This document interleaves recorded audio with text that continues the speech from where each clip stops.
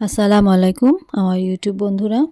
আজকে বোয়াল মাছের ঝোল তরকারি নিয়ে এসেছি। এখানে বোয়াল মাছটাকে ভালো করে পরিষ্কার করে লবণ, হলুদ দিয়ে এবং শুকনা মরিচ এর গুঁড়া দিয়ে ভালোভাবে ম্যারিনেট করে রেখে দেব। পরে একটা তাওয়াতে তেল গরম করে সবগুলো মাছ আমি ভেজে নেব। একটা একটা করে আমি সবগুলো মাছ ভালো করে ভেজে নেব।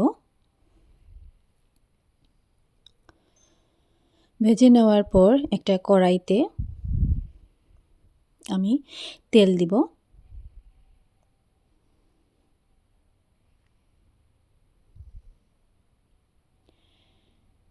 তেল দেওয়ার পরে পরিমাণ মতো পেঁয়াজ বাটা, রসুন বাটা দিয়ে দিব এবং একটু পেঁয়াজ কেটেও আমি দিয়েছি। পরে আমি শুকনো মরিচের গুঁড়া, হলুদ গুঁড়া, জিরা গুঁড়া, পাঁচফোড়নের গুঁড়া, লবণ দিয়ে ভালো করে আমি আবারও কষিয়ে নেব। কষানোর পরে পেঁয়াজের পাতাও দিয়ে দেব, কেননা এখন শীতকাল, এখন পাওয়া যায়। পরে আমি দুটা টমেটো ব্লেন্ড করে নেব। ব্লেন্ড করার পরে ভালোভাবে আমি এটাকে কষিয়ে নেব যতটুকু পর্যন্ত আমার মশলাটা কষা না হচ্ছে।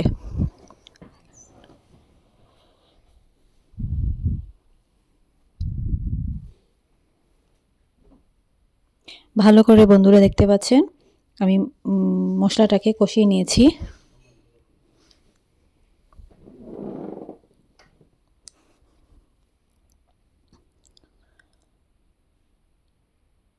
মশলা যত কষানো হবে স্বাদটাও ঠিক তত দ্বিগুণ হবে। তো আমি ভালো করে মশলাটা কষিয়ে নিচ্ছি।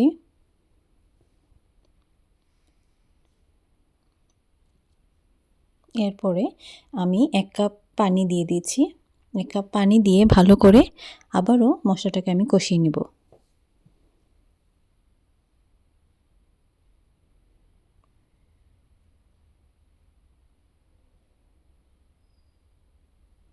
পরে আমি বোয়াল মাছ ভাজাগুলা দিয়ে দেব।